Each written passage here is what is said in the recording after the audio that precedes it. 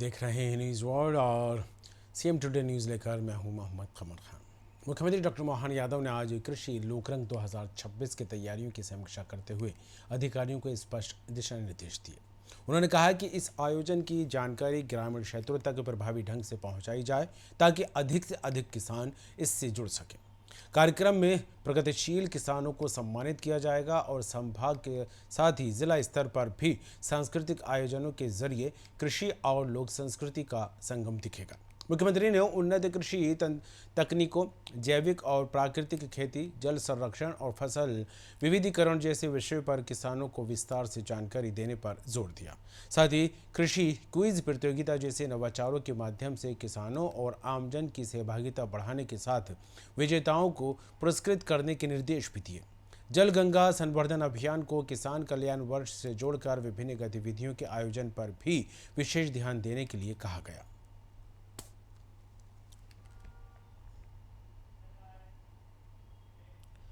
नारी सशक्तिकरण का संकल्प हो रहा साकार। मुख्यमंत्री डॉक्टर मोहन यादव ने सोशल मीडिया प्लेटफॉर्म एक्स पर एक वीडियो साझा करते हुए उन्होंने कहा है कि सुदृढ़ नीतियों और जन कल्याणकारी योजनाओं के प्रभाव से महिलाएं तेजी से आत्मनिर्भर बन रही हैं। शिक्षा, स्वास्थ्य, स्वरोजगार और सुरक्षा के क्षेत्र में किए गए प्रयासों से महिलाओं का आत्मविश्वास बढ़ा है और वे समाज में सशक्त भूमिका निभा रही हैं। सरकार का उद्देश्य महिलाओं को हर क्षेत्र में अवसर प्रदान कर उन्हें आत्मनिर्भर बनाना और ताकि वे विकास की मुख्य धारा में सक्रिय भागीदारी निभा सकें।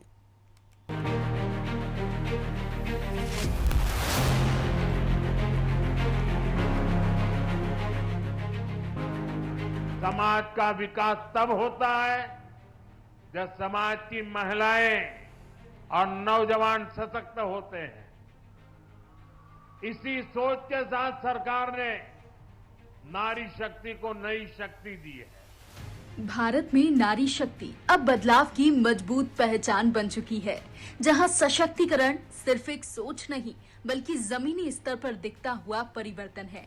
महिलाओं के जीवन के हर पहलू, स्वास्थ्य, पोषण, शिक्षा और आत्मनिर्भरता पर निरंतर कार्य किए जा रहे हैं। सभी बहनों को प्रणाम, बधाई। हमारी सरकार नारी सशक्तिकरण को लेकर के कई सारी योजनाओं पे काम कर रही है।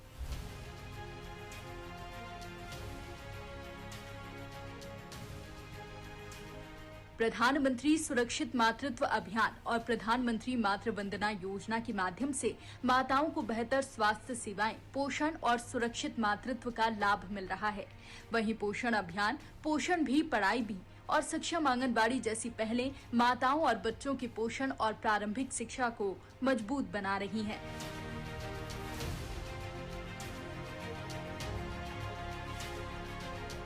आर्थिक सशक्तिकरण की दिशा में प्रधानमंत्री मुद्रा योजना के जरिए महिलाएं अपने स्वरोजगार को आगे बढ़ा रही हैं, तो नमो ड्रोन दीदी योजना के माध्यम से वो नई तकनीक से जुड़कर खेती और नवाचार में अपनी नई पहचान बना रही हैं। स्व सहायता समूह के माध्यम से महिलाएं आत्मनिर्भर बन रही हैं और समाज में अपनी मजबूत भूमिका निभा रही हैं। महिलाओं की सुरक्षा के लिए 181 महिला हेल्पलाइन और वन स्टॉप सेंटर के माध्यम से त्वरित सहायता और संरक्षण सुनिश्चित किया जा रहा है।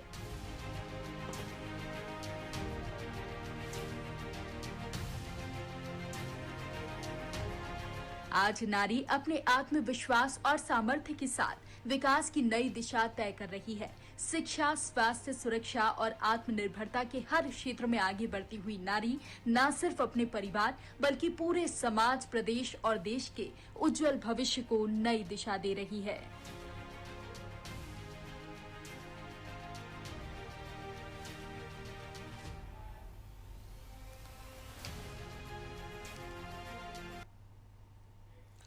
खुशहाल किसान मध्य प्रदेश की पहचान के संकल्प के साथ प्रदेश में गेहूं उपार्जन का कार्य शुरू हो गया है। इंदौर, उज्जैन, भोपाल और नर्मदापुरम संभाग में समर्थन मूल्य पर गेहूं खरीदी शुरू हो गई है।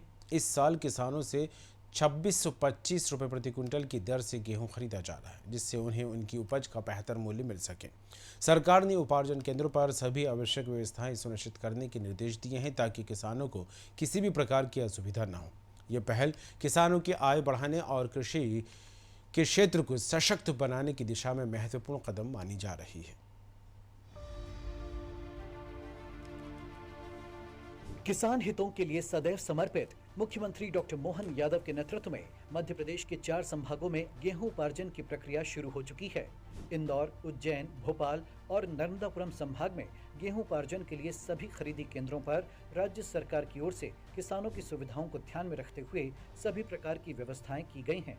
अग्रिम स्लॉट बुकिंग करने से किसान बिना किसी असुविधा के नजदीकी उपार्जन केंद्रों पर अपनी उपज बेच पा रहे हैं।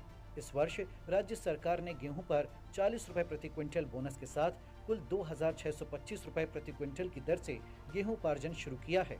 ये पहल किसानों को उनकी मेहनत का उचित मूल्य दिलाने के साथ साथ उन्हें सम्मान और विश्वास भी प्रदान करती है। मुख्यमंत्री डॉक्टर मोहन यादव की कृषि हितैषी नीतियों से मध्य प्रदेश में किसानों को उनके परिश्रम का सही मूल्य समय पर मिल रहा है। अन्नदाताओं की मुस्कान, मध्य प्रदेश की पहचान। मध्य प्रदेश में रेलवे की विकास यात्रा अब नए दौर में प्रवेश कर रही है। आधुनिक तकनीक, नवाचार और बेहतरीन सुविधाओं के साथ रेल सेवाओं को लगातार उन्नत किया जा रहा है। स्टेशनों के आधुनिकीकरण, बेहतर यात्री सुविधाओं और तेज रफ्तार ट्रेनों के संचालन से यात्रियों को नए अनुभव मिल रहे हैं। डिजिटल सिस्टम, स्मार्ट टिकटिंग और सुरक्षा व्यवस्था को भी मजबूत किया गया है। ये बदलाव न सिर्फ यात्रा को सुगम बना रहे हैं बल्कि प्रदेश के आर्थिक और औद्योगिक विकास को भी गति दे रहे हैं। रेलवे का ये नया अध्याय मध्य प्रदेश की प्रगति का मजबूत आधार बन रहा है। पिछले 2 सालों में मध्य प्रदेश की रेल सेवाओं और इंफ्रास्ट्रक्चर ने बड़ी छलांग लगाई है। डबल इंजन सरकार के प्रयासों से अब मध्य प्रदेश देश का 4था सबसे बड़ा रेलवे नेटवर्क बन चुका है। मध्य प्रदेश में रेलवे ट्रैक अब बढ़कर 5,200 किलोमीटर हो चुका है, यानी पहले से ज्यादा शहर, ज्यादा गांव अब रेल से जुड़ रहे हैं। वित्तीय वर्ष 2026-27 में केंद्र सरकार ने मध्य प्रदेश की रेलवे बजट में 24 गुना वृद्धि कर मध्य प्रदेश रेलवे को रिकॉर्ड रुपए 15,188 करोड़ आवंटित किए। अब प्रदेश में नए प्रोजेक्ट्स तेजी से पूरे होंगे, यात्रियों को बेहतर स्टेशन और सुविधाएं मिलेंगी। रायसेन जिले के उमरिया गांव में रुपए 1800 करोड़ की लागत से अत्याधुनिक रेल कोच निर्माण इकाई का निर्माण जारी है। इससे लगभग 5,000 लोगों को रोजगार मिलेगा। अमृत भारत स्टेशन योजना में प्रदेश के 6 स्टेशनों के पुनर्विकास का काम पूरा हो चुका है। अब रेलवे स्टेशन पर एयरपोर्ट जैसी सुविधाएं मिलेंगी। प्रदेश के 74 रेलवे स्टेशनों को अपग्रेड करने का काम जारी है। भोपाल, इंदौर, रीवा और खजुराहो जैसे शहर अब वंदे भारत ट्रेन से जुड़ चुके हैं। इसके साथ ही प्रदेश में इंदौर, मनमाड और जबलपुर, गोंदिया जैसी बड़ी रेल लाइनों पर भी तेजी से काम चल रहा है। एक और जहां रुपए 5,200 करोड़ से अधिक के निवेश की जबलपुर गोंदिया रेल लाइन के दोहरीकरण प्रोजेक्ट से महाकौशल क्षेत्र में पर्यटन और धार्मिक गतिविधियों को बढ़ावा और किसानों को बड़ा बाजार और उद्योगों को सपोर्ट मिलेगा। वहीं दूसरी ओर रुपए 18,036 करोड़ की लागत से तैयार हो रही इंदौर मनमाड रेलवे लाइन से धार, खरगोन और बड़वानी जिलों में कृषि और व्यापार में वृद्धि होगी। उज्जैन एवं ओंकारेश्वर जैसे धार्मिक महत्व के शहरों से संपर्क बढ़ेगा। लगभग 1,000 गांव और 30 लाख लोग पहली बार रेल कनेक्टिविटी से जुड़ेंगे। वर्तमान में प्रदेश में 4,740 किलोमीटर के रेलवे प्रोजेक्ट्स पर काम जारी है। प्रदेश में रेलवे का तेजी से बढ़ता नेटवर्क सिर्फ सफर आसान नहीं बनाएगा, बल्कि मध्य प्रदेश की अर्थव्यवस्था को भी सुपर स्पीड देगा। मध्य प्रदेश, मजबूत रेल नेटवर्क, सशक्त अर्थव्यवस्था। नारी शक्ति के स्वास्थ्य की सुरक्षा हमारी सर्वोच्च प्राथमिकता है। इसी संकल्प के साथ मध्य प्रदेश ने नारी शक्ति वंदन पखवाड़े के पहले ही दिन एक ऐतिहासिक उपलब्धि हासिल की है। प्रदेश में सर्वाइकल कैंसर से बचाव के लिए चलाए जा रहे HPV वैक्सीनेशन अभियान के अंतर्गत 5 लाख किशोरी बालिकाओं का सफल टीकाकरण कर नया कीर्तिमान स्थापित किया गया है। मुख्यमंत्री डॉक्टर मोहन यादव ने इस उपलब्धि पर प्रसन्नता व्यक्त करते हुए सभी स्वास्थ्य कर्मियों, आंगनबाड़ी कार्यकर्ताओं और सहयोगी टीम का हृदय से अभिनंदन किया है। उन्होंने कहा कि ये पहल न केवल बालिकाओं को गंभीर बीमारी से सुरक्षा देगी, बल्कि उनके सुरक्षित और स्वस्थ भविष्य की मजबूत नींव भी रखेगी। राज्य सरकार महिलाओं और बेटियों के स्वास्थ्य सशक्तिकरण के लिए निरंतर प्रतिबद्ध है और इस दिशा में आगे भी ऐसे अभियान जारी रहेंगे। हर मां का स्वास्थ्य, हर शिशु का सुरक्षित भविष्य हमारी प्राथमिकता है। प्रधानमंत्री सुरक्षित मातृत्व अभियान के तहत गर्भवती महिलाओं को बेहतर सुविधा दी जा रही है। मुख्यमंत्री डॉक्टर मोहन यादव ने एक्स पर कहा है कि हर महीने की 9 और 25 तारीख को विशेषज्ञ डॉक्टरों द्वारा निःशुल्क जांच की सुविधा उपलब्ध कराई जा रही है। मध्य प्रदेश में अब तक 58.63 लाख से ज़्यादा गर्भवती महिलाओं की जांच की जा चुकी है। इस अभियान से हाई रिस्क प्रेगनेंसी की समय पर पहचान हो रही है, जिससे मातृ एवं शिशु मृत्यु दर में कमी लाने में मदद मिल रही है। मध्य प्रदेश में महिला सशक्तिकरण अब सिर्फ एक नारा नहीं बल्कि जमीनी हकीकत बनता जा रहा है। मुख्यमंत्री डॉक्टर मोहन यादव के नेतृत्व में प्रदेश सरकार महिलाओं के स्वास्थ्य को लेकर पूरी तरह से सजग, सतर्क और संकल्पबद्ध नजर आ रही है। महिलाओं का स्वास्थ्य, पोषण, शिक्षा, कौशल, वित्तीय मावेशन, गरिमामय जीवन और सुरक्षा, इन सभी क्षेत्रों में राज्य और केंद्र सरकार मिलकर समन्वित प्रयास कर रही हैं, जिससे प्रदेश में सकारात्मक और स्थायी बदलाव दिखाई दे रहे हैं। इसी कड़ी में प्रदेश में एक ऐतिहासिक पहल की गई मातृ शिशु संजीवनी अभियान की। इस अभियान का उद्देश्य गर्भवती महिलाओं, नवजात शिशुओं और बच्चों को समग्र, सुलभ और सतत स्वास्थ्य और पोषण सेवाएं उपलब्ध कराना। इसी पर देखते हैं यह खास रिपोर्ट।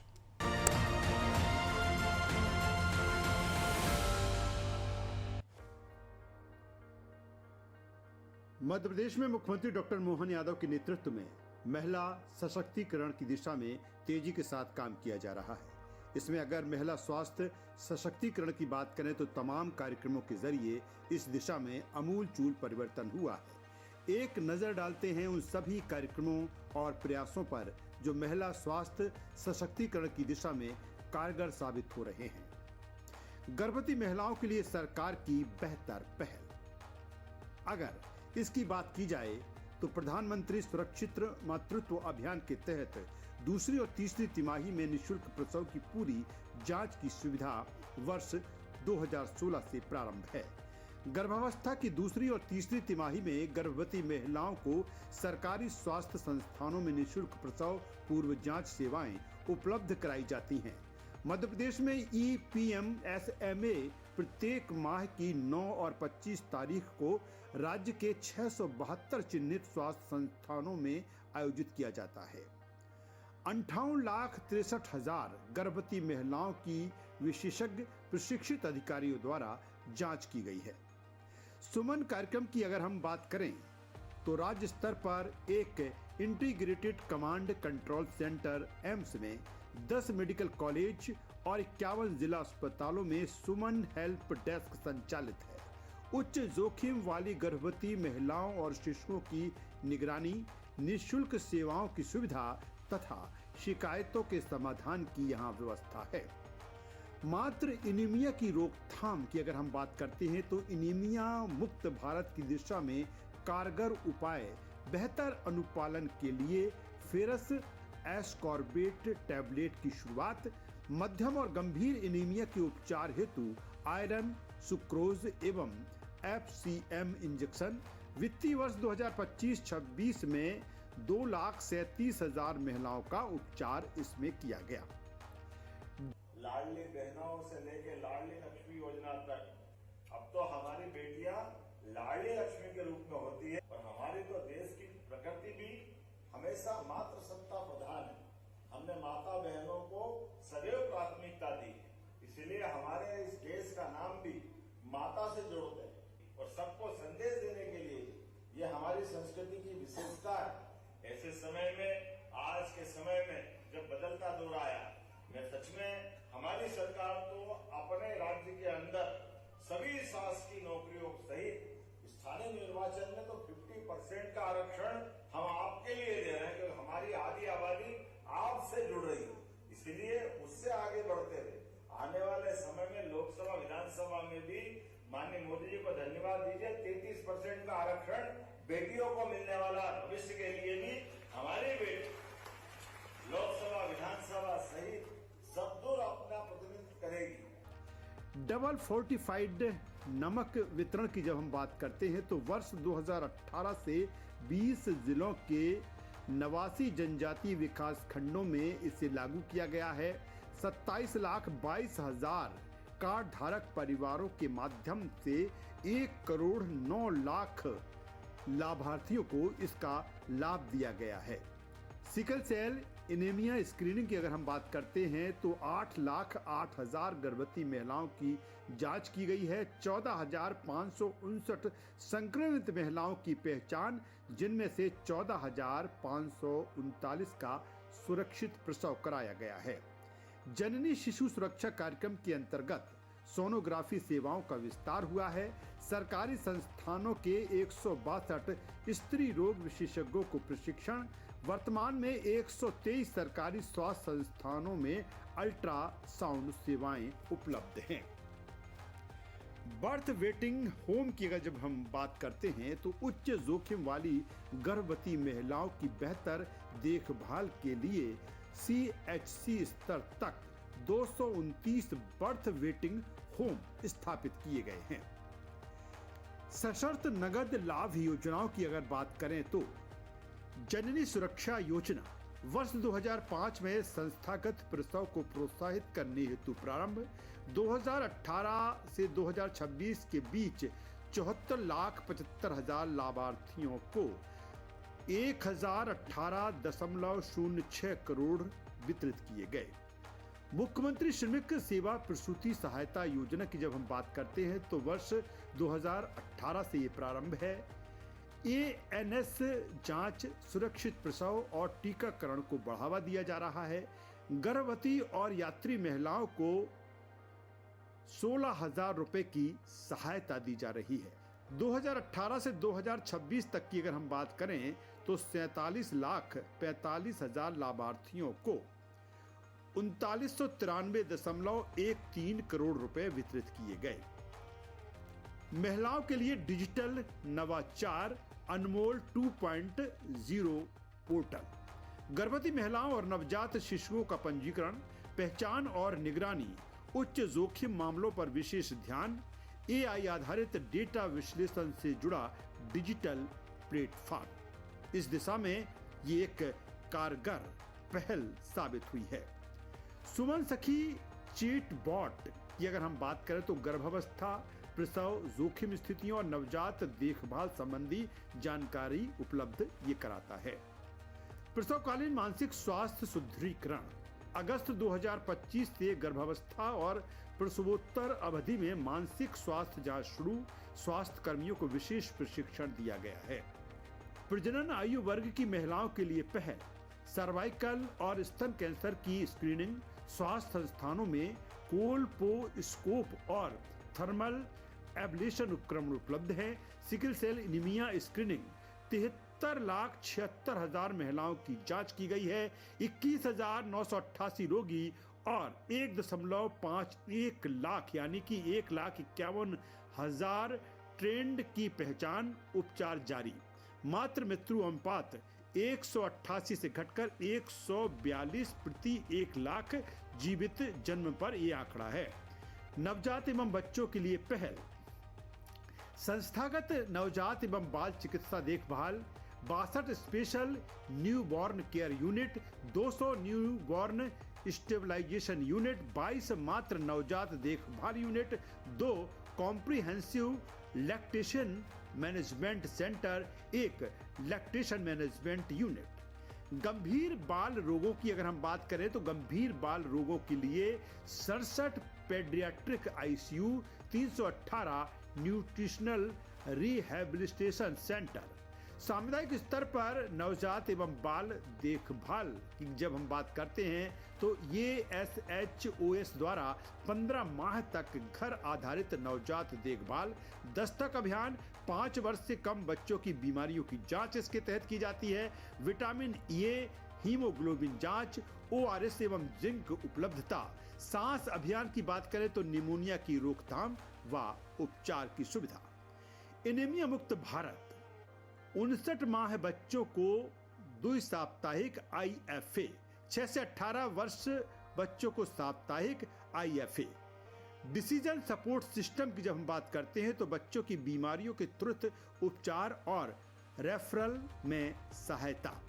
मिशन इंद्रधनुष के तहत मध्य प्रदेश में 2015 से संचालित अब तक की उपलब्धियों की हम बात करते हैं तो इसमें 10,14,761 गर्भवती महिलाओं का टीकाकरण किया गया है। 2 वर्ष से कम आयु के 37,77,966 बच्चों का टीकाकरण किया गया है। जब हम उपलब्धियों की बात करते हैं तो 5 वर्ष से कम आयु मृत्यु दर 62 से घटकर 44 प्रति 1000 हो गई है, जबकि नवजात मृत्यु दर 34 से घटकर 27 प्रति 1000 हुई है। ये परिणाम है बेहतर स्वास्थ्य सुविधाओं का।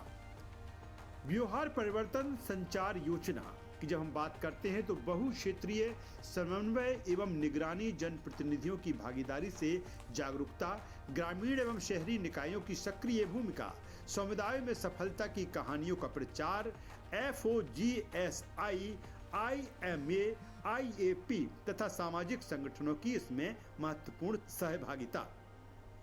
तकनीक आधारित जागरूकता, ग्राम सभा, VHSND एवं स्वयं सहायता समूह बैठकों के माध्यम से सुमन सखी चैटबॉट का उपयोग, गर्भावस्था जोखिम संकेत, एनीमिया और कैंसर जांच के बारे में जागरूकता, जन्म अंतराल, संस्थागत प्रसव और स्तनपान को प्रोत्साहन दिया गया है। शिक्षकों, PRI सदस्यों, आशा, ANM, आंगनबाड़ी कार्यकर्ताओं की इसमें महत्वपूर्ण भागीदारी सुनिश्चित हुई है।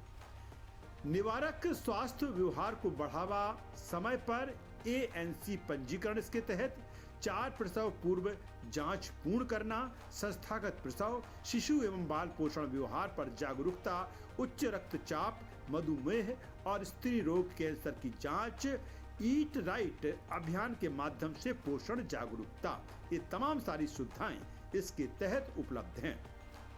उपचार एवं पोषण सहयोग, आपातकालीन परिवहन और रेफरल सेवाओं को मजबूत करना, सामुदायिक रसोई और टेक होम राशन THR योजनाओं का लाभ, प्रसवोत्तर देखभाल के लिए सामुदायिक सहयोग।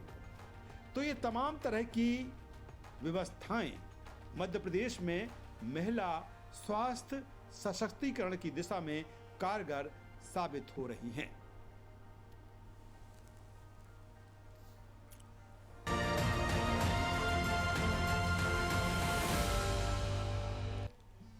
CM टुडे न्यूज़ में फिलहाल इतना ही। हर छोटी बड़ी खबर से जुड़े अपडेट्स के लिए देखते रहिए न्यूज़ वर्ल्ड।